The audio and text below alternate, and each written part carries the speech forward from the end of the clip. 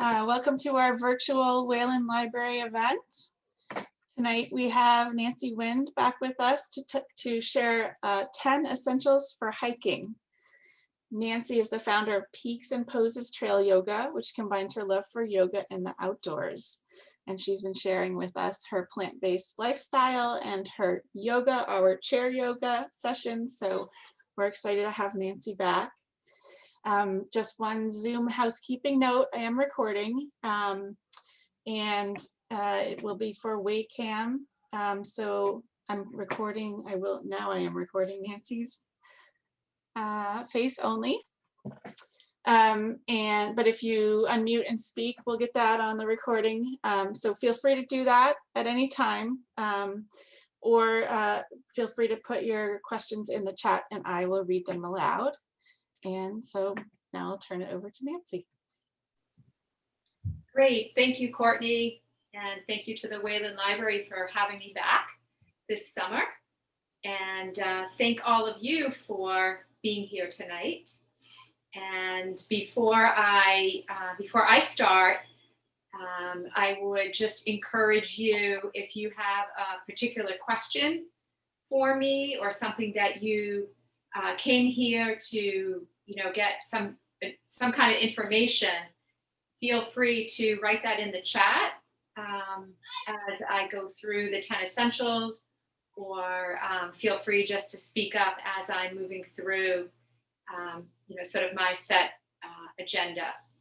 So I don't mind you interrupting me at all, especially if it's something particular to what I'm showing you at the moment. So I'm not sure, maybe people could even put in the chat like what their experience is hiking, like I'm a beginner. I'd like to go out hiking. I wish I could hike more or find people to hike with, or I'm an experienced hiker, or anything like that you want to share with us. And I know Courtney can just sort of chime in with that. But thank you all again for being here. As Courtney said, I'm Nancy Wind. I am the founder of Peaks and Poses Trail Yoga Outdoor Adventure. I'm also a health and lifestyle coach, and I'm really helping people, mostly women, sort of awaken themselves with their wisdom, their joy, their passion, their fire that they have. And I'm really trying to help people make a larger connection with nature and being outside through food, through activities. And Peaks and Poses is kind of my baby, really. And I am a 4-season hiker. So I hike all the seasons. I started my first hikes were when I was a teenager, when I went across country on like an organized teen tour. I was very fortunate that my parents were able to send me on that kind of experience. And it really opened me up to all of the national parks and what it was like to sleep in a tent and cook outside. I did a little bit of that as a Girl Scout. So I feel like it's somewhere in my soul for sure. And about 2012 is when I really decided that I really wanted to engage more in hiking. I had a lot of friends, but a lot of them didn't really want to hike. I was also a single parent, so I didn't really have necessarily a buddy at the time that I could go with. And so I joined one of the hiking meetup groups called New England Over 40. And from that point on, my entire life really has changed so much. I love the White Mountains. I've explored Maine, Vermont. I've hiked all of the 4,000 footers in each one of those states. In New Hampshire, I've done them all at least twice. I've done all 48 in the winter. I did a multi-day backpacking trip on the John Muir Trail out in California in the summer of 2018. So I did a piece of that. I was out for about 18 days. And at that point, just one overnight was the longest I'd ever spent outdoors. So never feel like you can't do something new. And I just recently, in that heat wave that we had in the end of June, I did a multi-day backpacking trip out here in southwestern New Hampshire. It's called the Monadnock Sunapee Greenway. I went with one other friend, and you start at the top of Monadnock and you end on the top of Sunapee. So you have to hike up Monadnock, then you have to hike back down. It's 53 miles from one summit to the next, and you reach the top of Sunapee, and then you have to hike down. So that was 4 days. And that really pushed my boundaries of what I thought I was ever really capable of, mostly because of the heat and humidity. I've always been one to hike with friends, and I really love the social component of hiking and just the interchange and exchange of just hiking information and tips and things like that. But on Saturday, I went and did my first solo 4,000 footer. So I hiked Mount Osceola on my own, tried out some of my new hiking shoes, my Hokas, which are lightweight hiking boots, and really was a lot of fun. Very different than being out with a group of people or even just one other person. So just a little bit of my my background. Additionally, just going to throw in there, I've hiked out in Colorado and done some of the lower mountains and a couple of the 14ers. I have a brother out in Boulder, so when we get together, we're hiking buddies, and so we go and just try to explore some of the higher summits there. I love being on the top of a mountain. I love the physical challenge of getting there, and I, just love just seeing the change in the of what's around you based on the elevation that you're at. And somebody said to me once, "You never meet anybody normal over 4,000 feet." So somehow I just sort of fit into that little quirkiness of that world, but it's really kind of glorious and gives me a lot of recharge. So what I decided to do tonight was I created just a little, I didn't create it, but I did some research on looking at the Appalachian Mountain Club, the AMC guide, REI, EMS, some guides that I know, to just try to really compile the best list of the 10 essentials that you should be thinking about, even when you go out on a day hike. And I know some of it will seem like, why do I have to do that? But it's always best to be prepared, and your mindset should be that when you go out for a hike, you're prepared to spend the night. That doesn't mean you have to bring a tent and a sleeping bag. You can, depending upon the weather, you can get away with some other things. But, you just don't know what could happen, right? And so there's always that risk of somebody, tripping and twisting an ankle, or maybe, possibly breaking something, becoming dehydrated or really tired, or not being able to really move further. So I'm going to kind of give you a little bit of some tips as we go along on how not to be in that place. But accidents happen, and they happen to even the best hikers and climbers in the world. So it's always just best to be prepared. So before I go on, I see some things in the chat, but I'm not able to read it. Courtney, is there any questions or comments? Nope, not yet. Okay. Anybody say anything about why they're here? Any questions? No, not yet? Nope, not yet. All right. Feel free to do that anytime. Okay. So for all of you that are here, just really stop me along the way. This is about you getting some good information and to complete your own list of essentials. So I'm going to start with just navigation. So I always take a map with me. So this is the White Mountain Guide. I hike a lot in the Whites. And this guide comes along with these awesome maps that are sealed kind of like in a tie back, so that they are waterproof. You want to make sure that you get that, because you really do want to bring this with you. And it's always good to take out the map ahead of time and do some just trail, some planning of where you're going to start, where you're going to end up. Are you going to do an in and out? Are you going to go from one place to another? And you might have to do some kind of car spotting. There are maps if you really want to hike in New Hampshire. A lot of times if you go to the 4,000 Footer Club, there's just like a little PDF that you could download. This would be specific for a particular mountain. This is hiking Mount Passaconaway and Whiteface. So this is, better than nothing, but I always think it's best to bring sort of the complete map, because sometimes you get lost and you don't know really where you're going to end up. So a compass is always a good tool to have. in case you do get lost, and you can do some map reading. I know that REI does a great course on just how to read a compass and read a map, and it's part of their, their free workshops.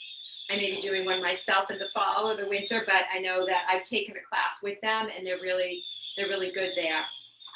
I hike a lot in the Blue Hills, so you can purchase a map there. You can also download one online. Mine's a little bit used, but again, I always bring a paper map with me. In addition, there are some navigational tools that you can get on your phone. One of them is called All Trails, and All Trails, a lot of people use it. It's mostly designed by people who have done a hike, and then they will record their hike and they'll list it. So it's not anything sanctioned by like the Appalachian Mountain Club or Sudbury Valley Trustees or any of the, Massachusetts Conservation Committee groups. So if they get lost and they track themselves, you're going to get lost with them. If they do an out and they don't know where they are and they come back, you're kind of going to go along with them. So it's a little iffy. It's not terrible, but you really, again, want to know what you're doing ahead of time, really like look things over. So that's called All Trails. And then there's another one called Gaia GPS, and that's the one that I really like.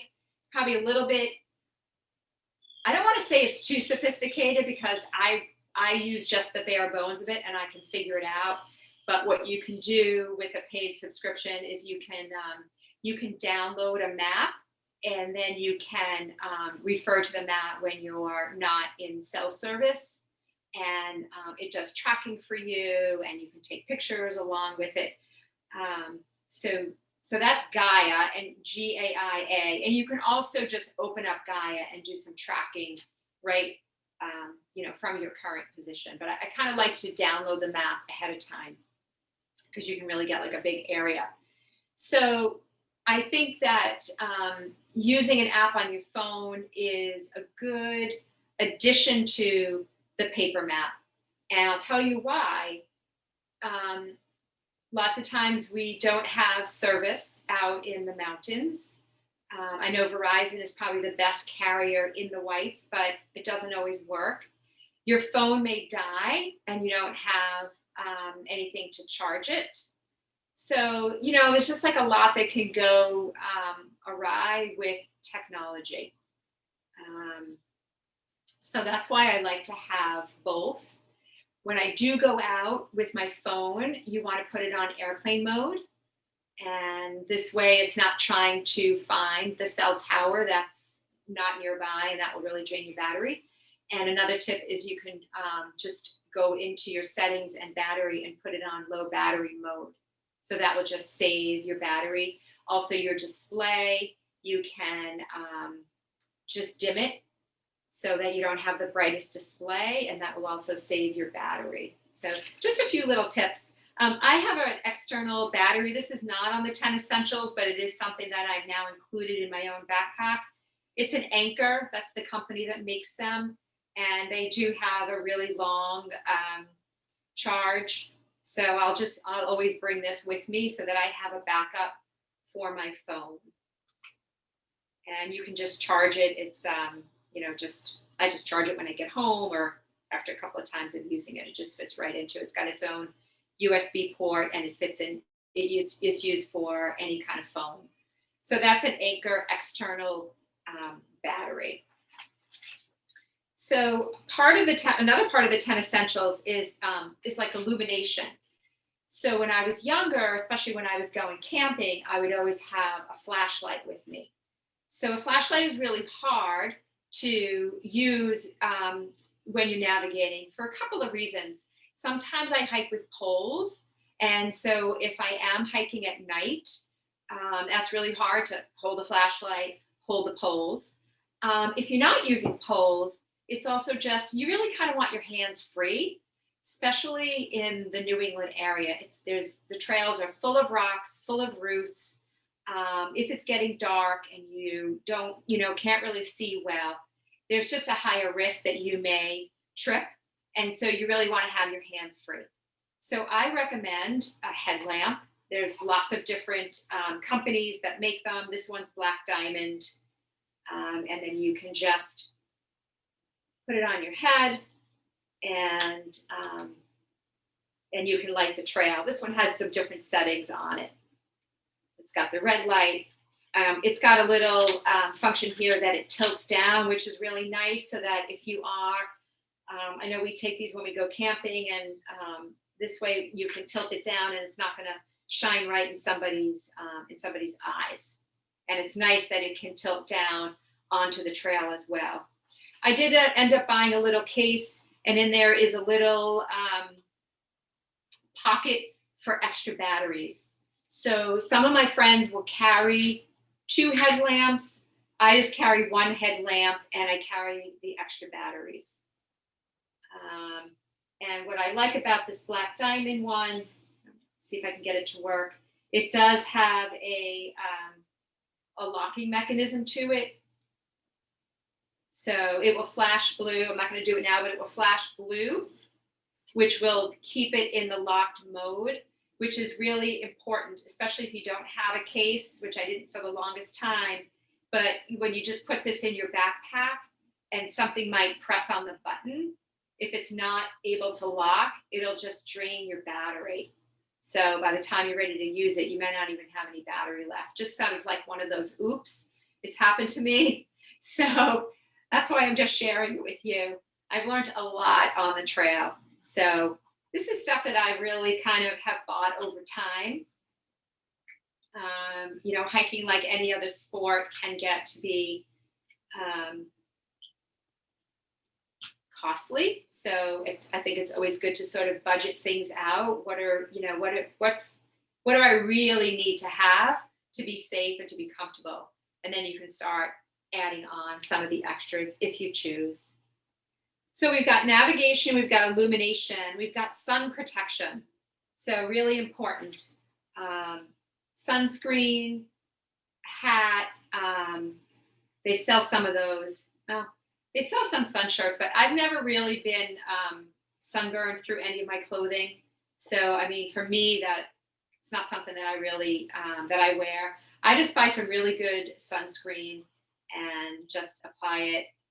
Even in the winter, when I'm out, you can get a really sunny day, and that sun can just sort of beam right off of the snow.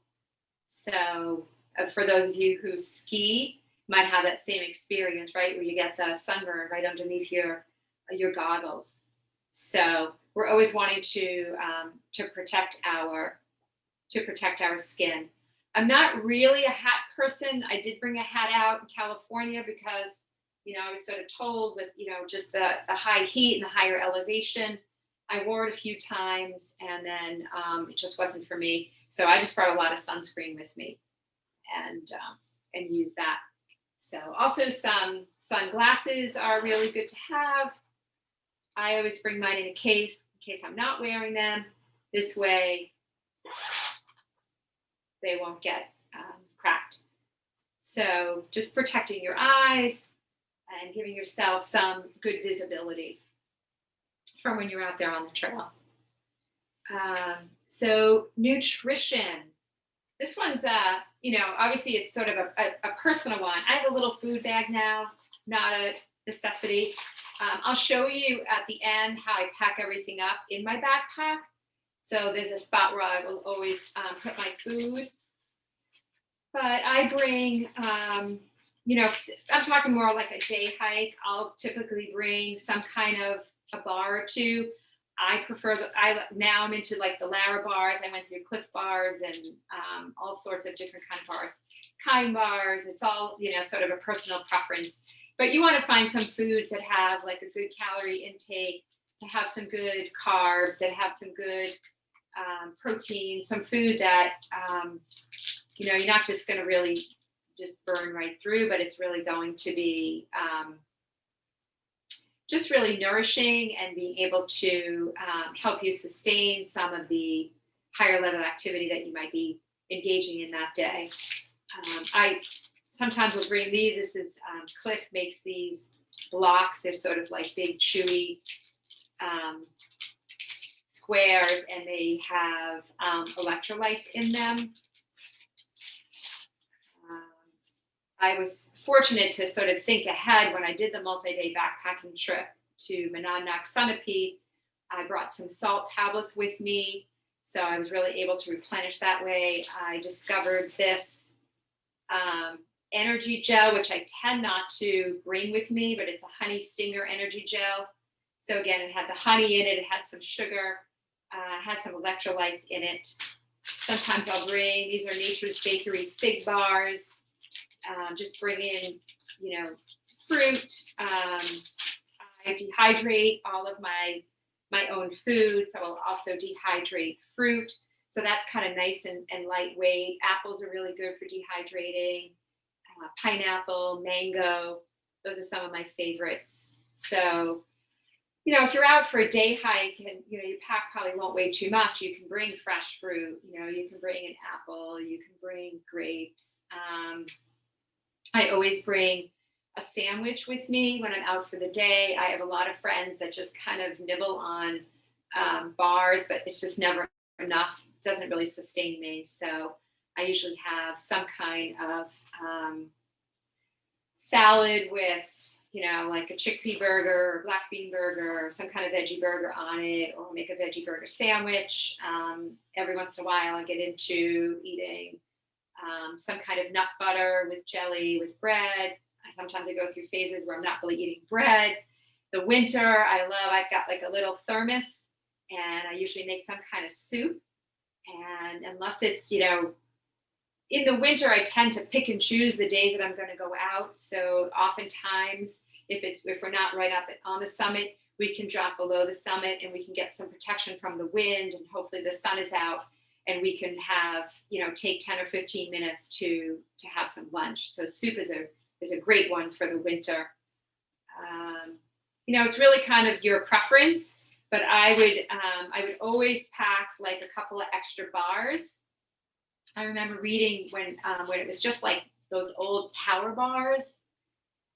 Maybe it was when I took my wilderness first aid course. They said, like, just always have one of those bars, like, you know, in your first aid kit or something. Like, just always have something, because again, you never want to spend the night, but if you had to spend the night, you just want to make sure that you have a little bit of extra food with you.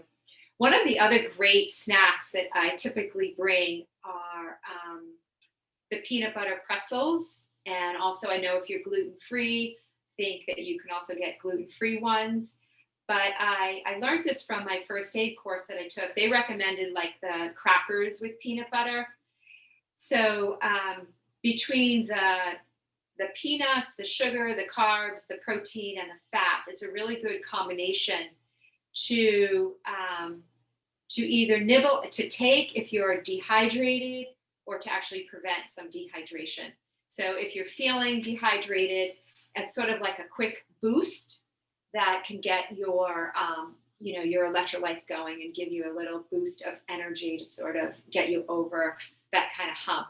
So I bring them for me, and I bring some extras just in case I might be on the trail and run into somebody that might need a little bit of assistance. And so that's a really good snack to have. Other than that, you know, personal preference, a lot of people just bring, you know, candy bars and Snickers and peanut M&Ms and things like that have, again, sort of the fat, a little bit of protein in them, and also the sugar. I try to stay a little bit on the healthier side, but I have to admit, you know, stop off someplace on the way to a hike and I might grab a candy bar or some of those little secret peanut M&Ms. I like having it in the little sack right now because this is a waterproof, it's a dry sack, so it's a waterproof bag. So I know that when it rains, my food isn't going to get ruined. And that has happened before. So most of what I do right now is just all learning from the experience of, you know, just some of the, I don't want to say mistakes that I made, but just some of the way that I prepared myself and didn't realize, like, you know, just weather can change on you really quickly. And things like that. So again, just kind of learning along the way and just trying to pass on what I have learned. So water. I have a couple of different ways that I will hike with water. This is a water bladder. This is from a company called Camelback, and they make all sorts of different sized bladders. There's other companies. There's Platypus makes some, and just a couple other companies that I don't really remember the name of them. I kind of stick with the Camelback. I think mostly because it was my first one that I ever had, and I just find them really easy to use and compatible with my backpacks. So most backpacks now have a little slit in the part that would rest on your back that you can just pop your hydration bladder into. I like the Camelback because at least this one, the hose comes detached. So it can go through the front part of my backpack straps. It's got like a pretty wide mouthpiece on it, and it's got a covering, which is awesome because a lot of times it ends up in the dirt. And I have to tell you, sometimes I put my backpack down on the ground and then I forget to put the cover on, so it ends up in the dirt. Anyway, but when I can remember, it's got a top to it, but because this is so wide, sometimes it doesn't fit through the little elastic that I have in the front of my backpack. So this comes apart. You can also store it just like this. Now a lot of the hydration packs have a little locking mechanism on them. So when you flip it up, it's locked. The water can't come out of this bladder. But prior to that, I had a couple experiences before these came apart and before they had the locking mechanism, where I filled up my bladder, put it in my backpack, and then somehow this hose was just kind of lying flat in the trunk of my car or a friend's car. Somebody put, the backpack on top of my backpack. Somehow, like, all the water got squeezed out of my backpack and made for a very wet trunk, and I had no water. So again, like, just these things happen. We all learn from them. The companies probably learn from them as well, which is probably a good thing that it's got this little locking mechanism on it. So you can also, these open up wide, and you can buy, or usually a lot of times they come with like some kind of cleaning brush, so you can clean that out. I also, I will do that, but a friend of mine told me that if you take Effordent, which are those tablets that you use to use clean dentures with, that you can pop one in here with some hot water and just kind of leave it overnight, and it will clean it out. So years ago, I bought like a big box. I think that's the only way they sell them. And so I have like a lifetime supply of Effordent. So that's how I can clean out my Camelback. So often on a day hike, I will use this. It once it's in your pack and it slings over your shoulder, it's just right there for me to drink from. And especially in the summer when it's really hot, you want to have easy accessibility to your water.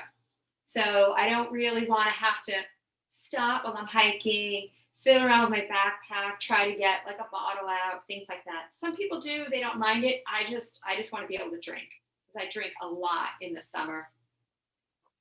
So I'll often take this, but I also have a bunch of different, these are Nalgene bottles. They're, unbreakable. There are a couple of liters in here. They're easy to clean. You can collect your stickers and put them on there, but it's got a wide mouth. And this one has, again, this is not a have to, but I have like a little mouthpiece that helps the water coming out in a stream. So depending upon where I'm hiking, the temperature of the day, how long I'm going to be out, you really want to think about how much water you're going to need. I would, in the summer, recommend 2 to 3 liters for your day hike. It's better to have too much water than not enough water. So I think this is 2 liters. I might go out with this, one of these. Sometimes I'll just go out with 2. The winter I use a different one. So these can get clipped onto your backpack. These are great if you're going to do an overnight and you're going to heat up some water, because these Nalgene bottles can also turn into like a hot water bottle. So depending upon where you're staying, what the season is, if you've got a stove, you can heat up, even if you're car camping, you can heat up some water, put it in Nalgene, and then you can sleep with it, put it in the bottom of your sleeping bag. So these have a lot of versatility to them. I didn't bring it, but when I went on my multi-day backpacking trips, you can't bring enough water with you, right? So you stop along the way and you filter your water. So I have a water filter system for that. I don't typically bring this on a day hike, but this is a different kind of bladder. It's a platypus. You fill in the water, you hang it from a tree, and then down here is the filter. It's called a Sawyer. It's the company that makes them.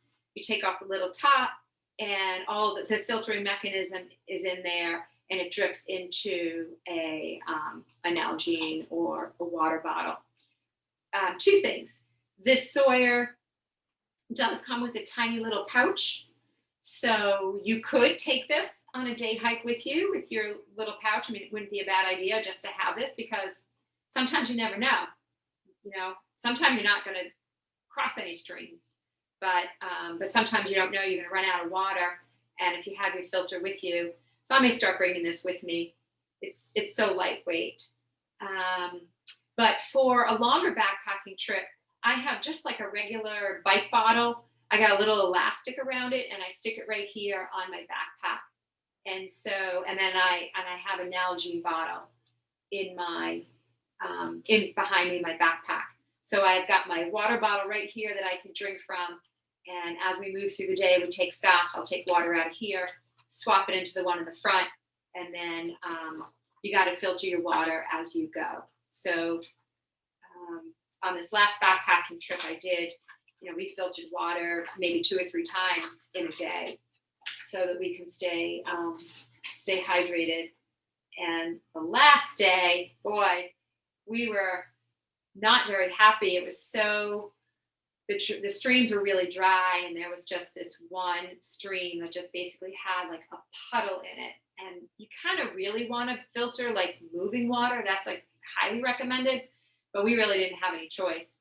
So we use the platypus. You open it up and you kind of use this to kind of scoop up all the water. We filtered it. We put it into our bottles, and it was still kind of brown. We drank it. Neither one of us got sick. So I think that the filtering happened, but the color of it was still a little distorted. Fortunately, well, it's pretty much at the end of the day, we did come upon a lake. So we were able to dump out all that old brown water and filter some fresher water in there. But again, neither one of us got sick. So I think that the filter did its job. So we were really fortunate about that.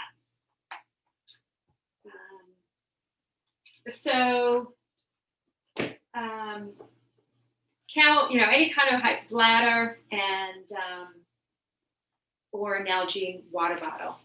So before I go on, any questions so far? How are we doing with time? I'm wondering about the temperature of the water. Does it get really hot on your back? No. No. No, I never really. I mean, on a really hot day, you mean the actual water itself would get too warm and you wouldn't want to drink like in it? the platypus against your back. Yeah. Just wondering. No. Yeah. No, I've not had that problem with that. I mean, sometimes the water gets warm just in your bottle because it's warm out, but when you're thirsty, like you're gonna drink anything. Yeah. Some people, this is sort of like before these filters came out, people will still put in like their first aid kit, like an iodine tablet. That's another way that you could filter some water. So that's kind of like really lightweight way to just have some filtration backup system for you. Okay.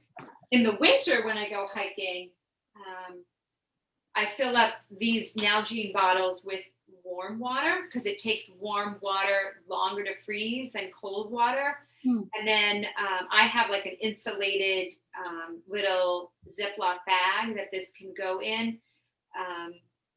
Before I bought that, I would put them in a wool sock as sort of like an insulator to try to keep it still warm. And then what we all do is we flip the bottle over because it will freeze from the top of the bottle down so that when we flip it, this part is liquid and this part may be frozen. I haven't been out. I mean, I go out when it's cold, but I have to say it hasn't really been that much of an issue. I think mostly because it's in an insulated little sack or the sock. But that's just sort of a little tip. And sometimes in the winter, I guess I don't sweat as much. I don't drink as much. So sometimes just one Nalgene bottle, I probably don't go out as long, is good enough for me. All right, so let's see. So after nutrition, we have a hydration, and then we have just insulation, like how are you going to keep warm? So the first thing on the list really is a rain jacket. And I think this is just an EMS brand. It's Gore-Tex or Gore-Tex type of material. I think that having a really good rain jacket is worth the investment. Like if you're somebody who's pretty serious about going out and hiking, obviously, for me, I don't want to like start my hike in the pouring rain, but I have been out where it has rained. So one of the features I really like with a rain jacket is to have something called pit zips. So right in your underarms, there's a zipper. So, when you wear the jacket, because of the material and, you're moving, right? You're breaking, you might be sweating. It could be hot. So having the pit zips gives you a little bit of aeration here, right? And just sort of allow yourself to kind of cool off. Also, highly recommended are rain pants. I didn't grab mine, but they also, mine have like zippers on the side, so you can kind of open them up. You can even open them up from the waist. Again, just to kind of give yourself a little bit of air. Otherwise, you're going to overheat and you're going to, melt and dehydrate and get too hot. So this is a pretty lightweight rain jacket. It does have a hood. It's got some pockets. And again, I think it's really worth an investment in a good rain jacket. I have a different one. It's a little bit heavier for the winter. It's also, it's a Marmot, just a different company. It's a heavier, it's Gore-Tex also. They're great shells to have as not only like rain for a rain jacket, but if you get up to the summit and it's just a little windy, so this is just a nice layer that can block out some of that, some of the wind. And particularly in the winter, oftentimes before I get to a summit, we'll kind of like, just jacket up and we'll put an extra layer on so that we have that protection is, and you just don't want to get that cold coming in to your bones. So rain jacket, I've got this is just sort of this is not anything I would wear in the winter, but this is just a really thin beanie and a pair of waterproof gloves. Sometimes they bring mittens, and I will take these with me even in the summer. I know it sounds silly, but I have been on the top of Franconia Ridge in August. And again, the temperature down at the bottom of a mountain is very different than the temperature at the top. The temperature is really different here in Massachusetts in September or October. And then you want to go up and hike a mountain and you're 4,000 or 5,000 feet up. It's going to be really different. So you have to really kind of keep that in mind. So for me, it's pretty lightweight. I just always have the hat and the gloves in the backpack with me. I will put it in a, I've got a dry sack for my clothes. These are Sea to Summit bags, but I actually just bought an REI one and can support REI. And the REI bag is like a third of the price of the Sea to Summit. So I'm all about the REI bags right now. They're probably the same exact material. So that would just go in my dry sack. And I always bring extra socks. So I can tell you a trick that I have used many times when you do get wet feet, but it's really always good to have an extra pair of socks with you. But if you do experience like not falling necessarily, but like, yeah, falling into a stream or a puddle and your feet are really wet, these are just doggy bags. So you want to have 2 doggy bags with you. And if your socks are wet, your boots are wet, what you want to do is take off your wet socks. You want to put on your dry socks. And then you're going to put your foot in this bag. Just like that, right? You got your dry sock, you got your boot, you got your bag, and then you're going to put your boot back into your boot. So the plastic bag creates a barrier between your wet boot and your dry sock. There's nothing worse than hiking in wet socks, wet boots. It's definitely high risk for blisters. I experienced this my first day out on my backpacking trip. My feet were wet from really just from the heat and from sweating. We stopped, I think once for a foot soak. We stopped again at a lake, and it just wasn't enough. I was hiking for 12 hours that day. It was so hot, and I never changed my socks. And that's another tip is, so I never changed my socks, and then I got like 3 different blisters on my toes. It was really, I was fortunate they weren't as painful probably as if it was on my heel, but it was really kind of a nuisance to have that and deal with that. I lost my train of thought. I was going to say something. Oh, the foot soaks. So I love them. They're so refreshing. But another thing that I do is when I get to the top of a mountain, I will always take my boots off. And I often will take my socks off. I'll turn them inside out and I'll let them breathe. And I give my feet just some fresh air. I let my boots kind of like air out a little bit. And then I just put everything back on. If you don't want to take your socks off, you don't want to do all of that, you should always reboot your boots before you head down. Because coming up, you're moving, your feet are moving, your ankles are moving, everything just sort of loosens up a little bit. And then when you go down, and you're on that incline, you don't want your foot to be moving around in your boot. So obviously you want to get properly fitted for a boot, but you just don't want your foot to be sliding down, because then your feet are going to be cramming into the front of your boot, and then you're going to either get blisters or you're going to have black and blue toes. So just some little tips. I love just taking my socks off and my boots off. It's really so refreshing. All right, so back to the clothing. So we've got the rain gear, the hat, the gloves. Oh, I always have some kind of fleece jacket with me. I mean, I wear this one in winter. I have this one. I have a little bit of a thinner one, but I will even throw it in my bag. If I don't throw this in, I will bring some other kind of long sleeve, lightweight shirt. Again, even in the summer, you just don't know. There's a great website, Mountain Forecast. If you want to even just like Google in, like I just did the Osceolas the other day, you can do weather, Mount Osceola, and you can come up with mountain. It's like mountain forecast.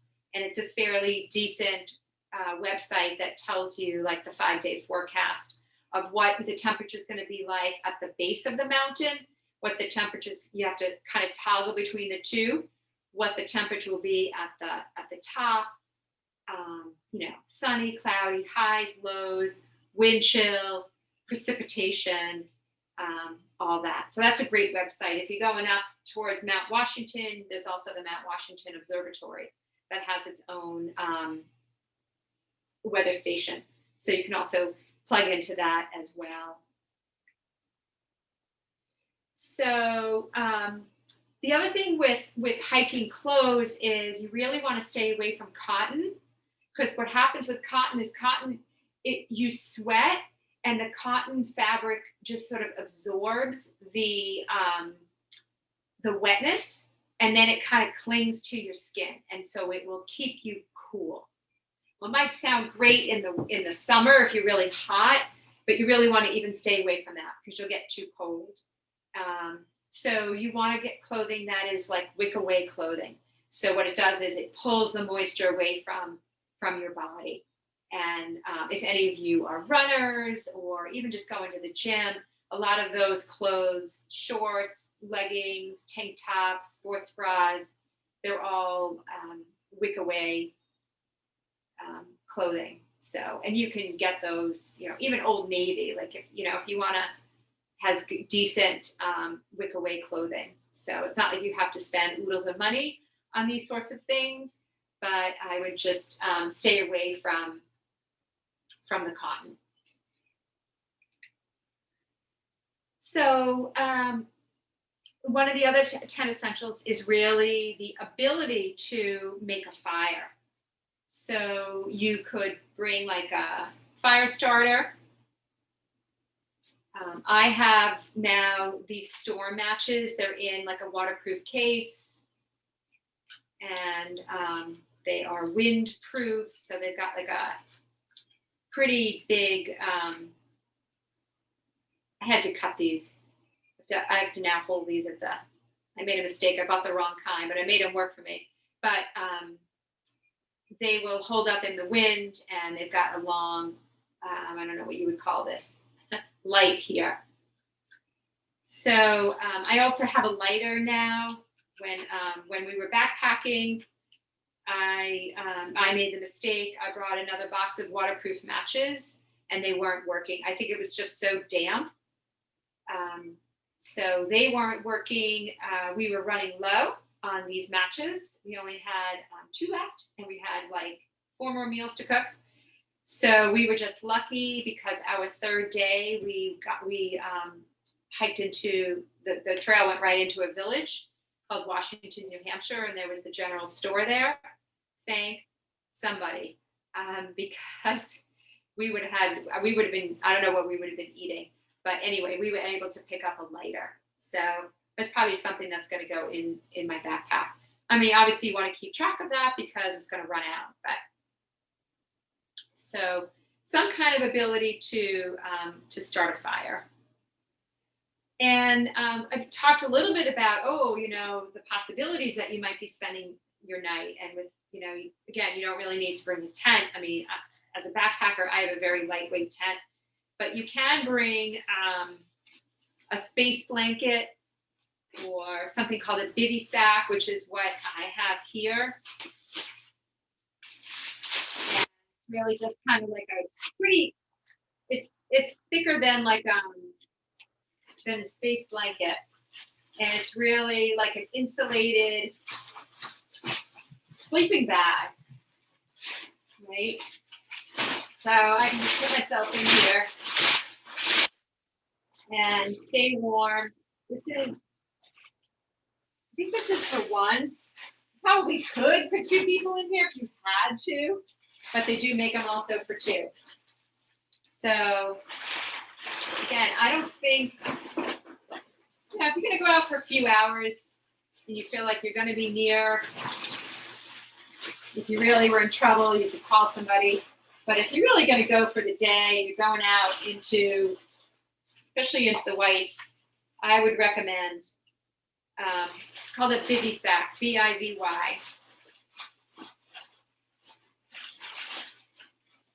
Sometimes I brought a sleeping bag with me.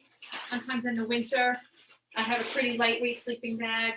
And, you know, it's always one of those things where it's like, oh, do I want to carry the extra weight? And then I say, well, you know, what if? So sometimes it's worth it just to go the extra mile. All right, we're going to deal with that later. So we just have a few odds and ends here. We have repair kit and tools. So some kind of like multi-purpose Leatherman tool or knife. I have two. I just brought this one. This one's a really little one. It's a Leatherman, but it's got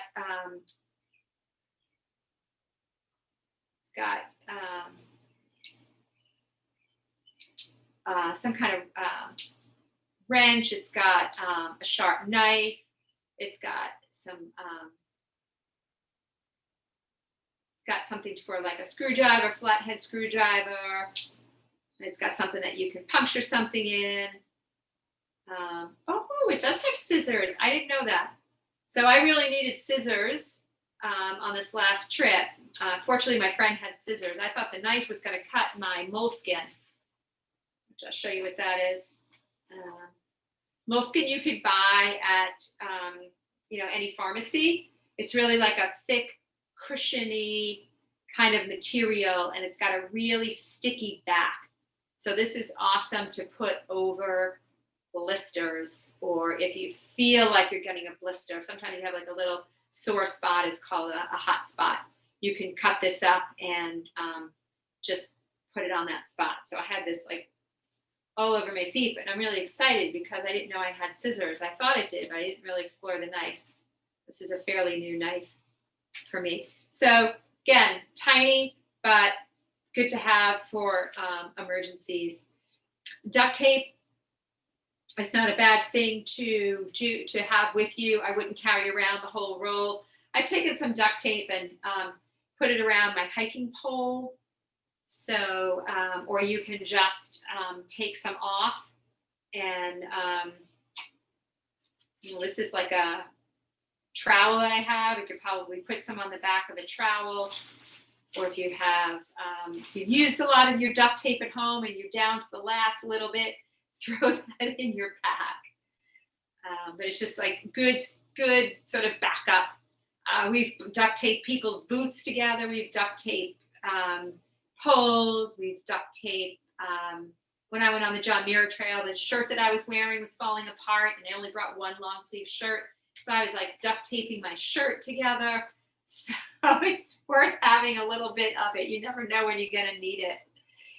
And then the last thing is, a couple last things, a first aid kit. So that's what I'm pulling some things out of here.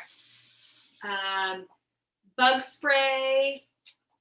I've got some really nice natural deep-free bug repellent called Nantucket Spider. It's local from Nantucket. I have not had to use, I've had to use that, but I have not had to use this, but I have a bug net. So this is really like in June, July, really June, like May, June, especially up in New Hampshire. Not just the mosquitoes, but the black flies can be really nasty. So that's a good thing to have. I had the moleskin. I do have a small pair of like collapsible scissors that you could get really at any pharmacy. I have Neosporin. I've got some Advil or something. I think I have stingies. I've got a tick remover and some Band-Aids.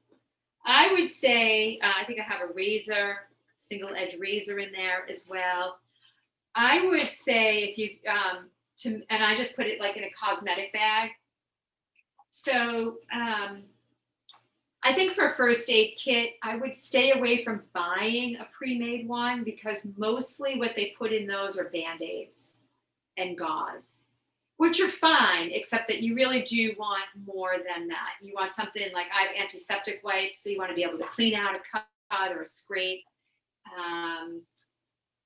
the moleskin is really good. So kind of like make up your own. If you're allergic to bees, you might have to have an EpiPen, but also just the sting thing. Trying to think what else I have had in here. I have a little, it doesn't really go right now. I had a little end bite gripped for my Camelback, because one time I was hiking and mine flew off. It was a different bladder that I had, and somebody had an extra one in their first aid kit that they gave to me. So now I just carry one around with me in case that ever happens to somebody else. Hikers always try to help hikers. So the other thing that I also have is just a personal care kit. So it's for, having to go to the bathroom out in the woods. Up in the Whites, it all depends. Sometimes there's a porta potty at the trailhead, but that's, you're not at the trailhead the whole entire day. So you got to be comfortable in using the woods. So I always bring an extra little baggie with me, because you really want to pack it in, pack it out. If you're needing to use toilet paper, please don't leave it there. It's not a big deal just to put it in a little baggie and to bring it home. I have just recently found, and I'm in love with them. These are called Porta Wipes. And you get a whole big bag of them. I think I got like 100 of them, so it's going to last me quite a while. But they're hypoallergenic, fragrance-free. They say reusable. I'm probably not going to be reusing them, and they are biodegradable. But I still won't leave it in the woods. They're teeny tiny little rolled up cloth, and what you do is just pour a little bit of water on them. So I don't know if you remember, like when my kids were really little, we had those little sponges like in the capsules, and you put it in water, it just kind of blew up. Well, that's it doesn't have any kind of coating on it, but that's what these are. And so they blow up fairly big. So like for my hike, I just you could rip them in half or in thirds or something. You don't have to use the whole thing. But anyway, it's nice because they're super lightweight. And before that, I would just buy either like a tiny little travel toilet paper, like REI sells it, or I would just, make them my own up, and I'd be like, how much toilet paper am I going to need? I don't know. So anyway, I just throw a couple of these, and I just have them in my personal care bag, and they'll last me for a while. I've just got hand sanitizer, and I also do have a trowel because we are asked to dig. I don't know. They say 6 inches. It's really hard to dig 6 inches here especially New Hampshire, in the Granite State, or anywhere here in New England. But you do the best you can, and so that you can then dig a little hole for yourself and cover it up when you are done. Let's see. I think you can never go wrong with extra food, extra water, extra clothing. And let's see, I've got my dry sacks. And the only other thing I could show you, which is just kind of fun, I don't really bring this on a day hike, but this is my Jetboil stove. So it's really compact. And there's the lighter. This bottom part comes off. This is the ignition. It sits on top of a fuel can, which is also really lightweight. And then this sits on top. I just use it for water. So I'll fill this up with water, turn the ignition on. This is not a self-igniting one. So that might be something to consider if you're wanting to go out and cook out there. You might want to get one that's self-igniting. Otherwise, you just light a match and you turn on the fuel, and it boils like within minutes. It's so fast. It's awesome. So your fuel lasts a long time. So that is the Jetboil. Again, I don't typically take this out for a day hike, but you could, because lots of people do, because then they just get to wherever they are, whether it's the top of a mountain or somewhere else, and they boil up water, and you can bring like either dehydrated food that you've made or anything that you have bought, and it's that food is really lightweight and easy to cook up. So that is about the end. I did have a few pictures if people were interested in looking at some pictures. Would you like that? And then I wonder if anybody has any questions.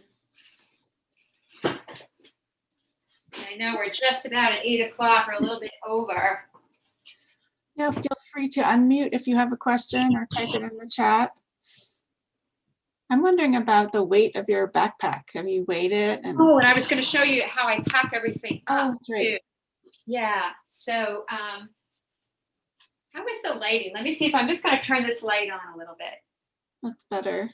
Okay. No, it's getting a little bit dark. Okay. So my pack when I went for my multi-day backpacking trip was about 28 pounds. I never got to weigh it, but my friend's was about 28. Mine was probably about the same. So this is actually a new backpack for me. This is just my day pack. It's 28. They come in sizes 28 liters. So it's got a main compartment to it, and then it's got a flap that flips over. So I always take the inside of this flap and thinking about things that are small, but I don't necessarily need right away. So I have some reading glasses that I always leave in there. I will put in my headlamp goes in there. It's not in the case right now. I'm just putting in there for you. And my battery, my external battery, that would go in there. So I take my compass, my matches, my fire starter, everything goes into my first aid kit. My head net would probably also go in this. I wouldn't take that with me now, but in June it would go in there. All right, I'm gonna flip this over. So in here, these days, I would take my my food bag, I would put it in there, or I have a side pocket, so it could go in there. This is a new bag, so I'm still learning, but now I have my sunglasses and my sunscreen. I'll put them on the side.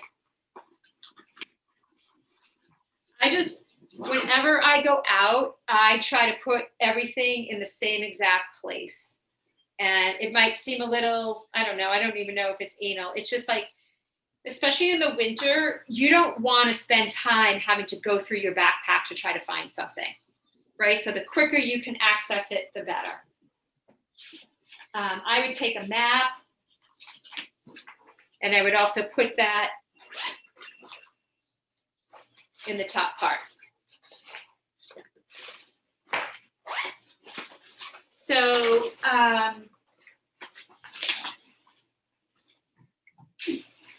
the other thing that goes on the top part is my just my toiletries. So that also goes, that goes in the top. Now the top of most backpacks have a little key ring. So this is a little towel, just right now it's the sack for it. And then I take my knife and I also put that there.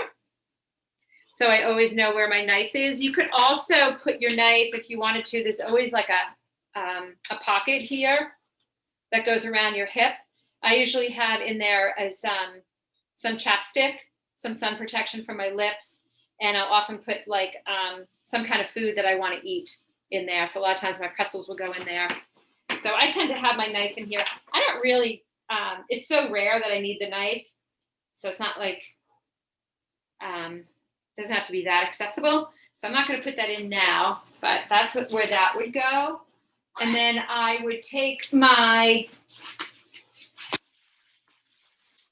rain jacket and I'd put that all the way at the bottom.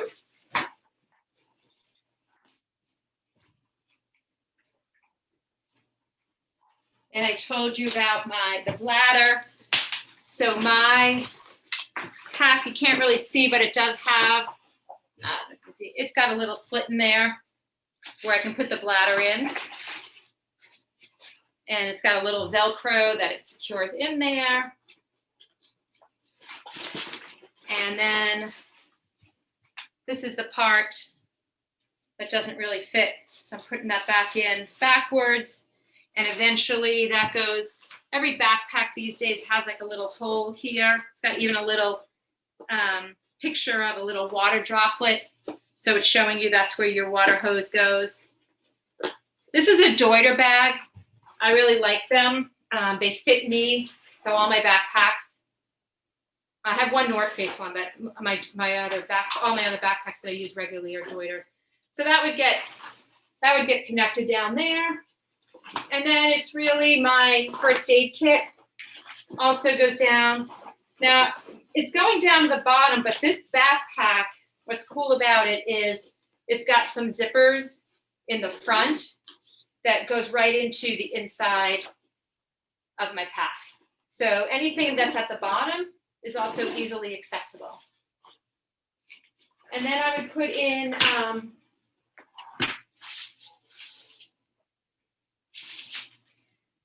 in my fleece jacket, and I'd close up my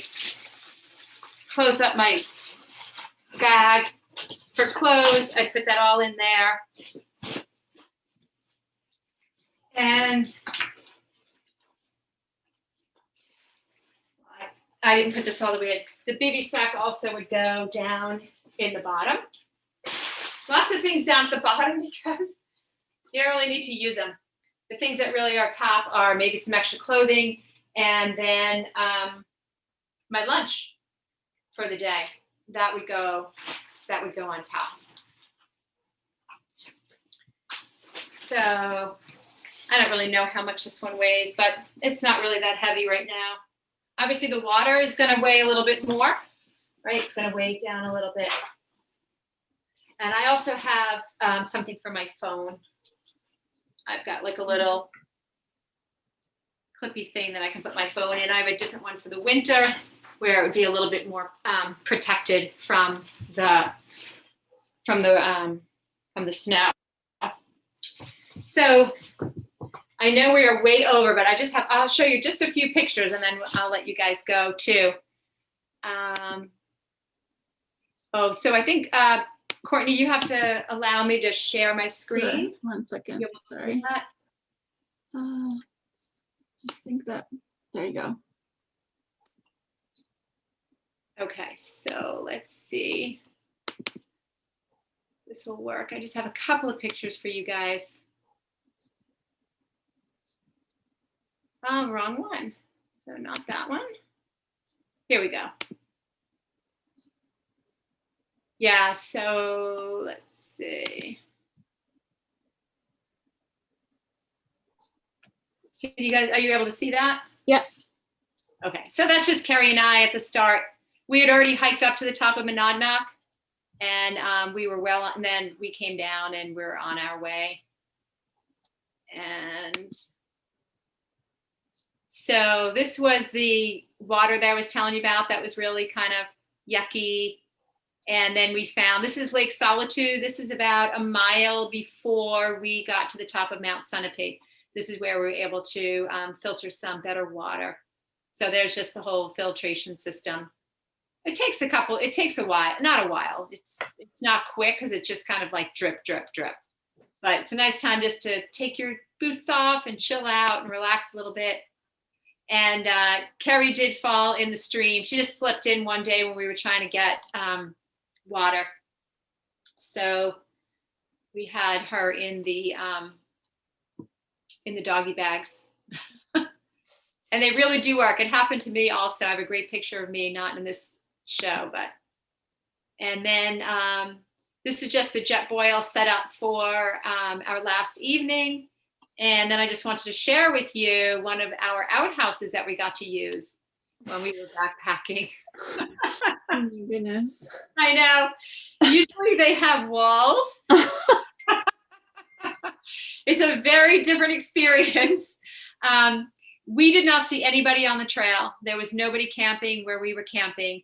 And they do make these, they call them privies, and they make them, further away from where you are camping. But I don't know what it'd be like if there were other people in the campground. I'm sure at some point somebody would sort of walk over there and want to use it, and they would see you and walk away. But yeah, it's quite a different experience. Just really sitting out in nature. So here we are at the finish.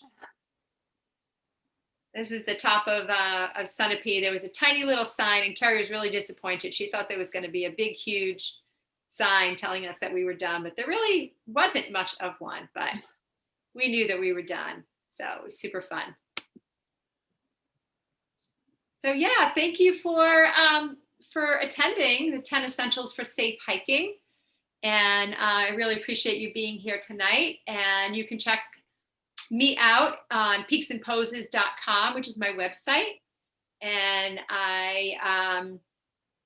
I'm also on Instagram and Facebook, either Nancy Wynn or Peaks and Poses. Both of them are on both of those social media sites. And I hope that you will join me. I have a trail yoga event coming up in July 26th. So it's towards the end of the month. It's on a Monday, and we're going to do a sunset trail yoga hike in the Blue Hills. So that is coming up. And I've got a retreat happening in the beginning of October up in the White Mountains. It's a 2-day, 2-night retreat.